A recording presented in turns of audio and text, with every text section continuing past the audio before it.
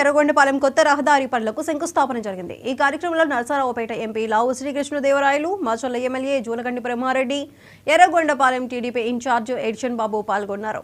కూటమి ప్రభుత్వంలో పల్నాడులో అభివృద్ధి పరుగులు పడుతోంది. పల్నాడు వ్యాప్తంగా కొత్త రహదారులు నిర్మించి ప్రతి మండల హెడ్ క్వార్టర్స్ నుంచి 6 గంటలో హైవేకు చేరేలా త్వరలో కొండమూడు పేరుచర్ల హైవే పనులు ప్రారంభిస్తామని ఎంపీ చెప్పారు.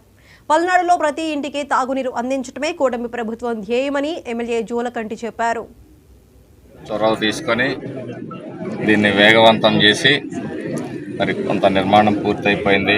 కాంట్రాక్టర్ గారు కూడా చాలా స్పీడ్గా మరి వర్క్ పూర్తి చేశారు. మనకి ఇంకా గుంటూరును రోడ్డు గురజాల రోడ్డు మాత్రం పెండింగ్ ఉంది, కానీ ఈ రోడ్డు కాంట్రాక్టర్ గారు కూడా చాలా స్పీడ్గా మరి పూర్తి చేశారు. అదే స్ఫూర్తితోటి రాబోయే 23 కిలోమీటర్లు కూడా పూర్తి చేస్తారని చెప్పేసి వారు కూడా సంవత్సరంన్నారంటే ఎంపీ గారు లేదు, నేను సంవత్సరంలోపే పూర్తి చేస్తానంటున్నారు. చాలా సంతోషం. ఈ ప్రాంతం వెనుకబడిన ప్రాంతం. నిజంగా నేను అనేక సందర్భాల్లో చెప్తా ఉంటాను, ఇది వెంటిలేటర్ మీద ఉన్న కేసు సార్, శ్రద్ధ చూపించండి.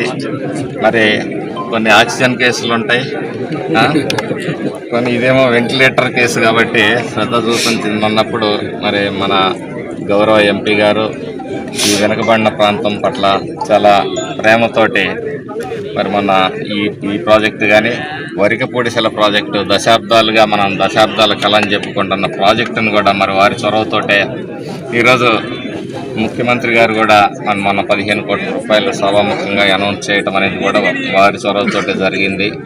మరి వారి నేతృత్వం పల్నాడు ప్రజలకి, ఆంధ్ర రాష్ట్రంలో ఉన్న ప్రతి ఒక్కరికి కూడా నూతన సంవత్సరం శుభాకాంక్షలు.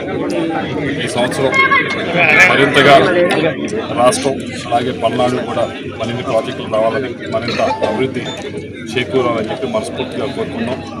ముఖ్యంగా రైతులకు ఈ సంవత్సరం బాగా వర్షాలు పట్టి మంచి దిగుబడులు వచ్చిన దిగుబడికి మంచి రేటు ఉండాలని చెప్పి కూడా మనం గట్టిగా కోరుకుందాం. వీటన్నిటితో పాటుగా ఈ ప్రాంతానికి సంబంధించి మన ముఖ్యమంత్రి గారు 31వ తారీఖున రావడం జరిగింది. మన పల్నాడుకి వచ్చినప్పుడు కూడా మనం కోరడం జరిగింది. ఒకటి ఇరిగేషన్ ప్రాజెక్ట్స్ అయితే కానీ, వరికపూడిశల అయితే కానీ దానికి సంబంధించిన డబ్బులు రిలీజ్ చేయమని జరగడం జరిగింది. ఆయన అప్పుడే స్టేజ్ మీద అప్పటికప్పుడే చెప్పారు, డబ్బులు వెంటనే రిలీజ్ చేయండి అని చెప్పి. అలాగే వాటర్ గేట్కి సంబంధించి దాన్ని కూడా టెండర్స్ తొందరగా పిలవమని చెప్పడం జరిగింది. దాన్ని కూడా 2-3 రోజుల్లో పిలుస్తాము టెండర్స్.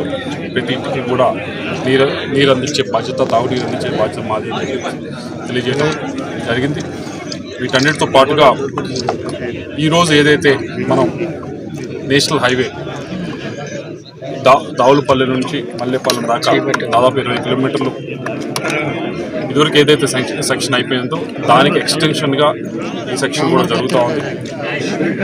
20 కిలోమీటర్లు కాదు, దాదాపుగా మన పల్నాడుకి సంబంధించి 4,000 కోట్ల రూపాయలు దాదాపుగా సరిపడా నేషనల్ హైవేస్ శాంక్షన్ చేయించుకోవడం జరిగింది గడిచిన కొన్ని సంవత్సరాలుగా. వాటిలో కొన్ని పూర్తయినాయి, మరికొన్ని పనులు జరుగుతూ ఉన్నాయి.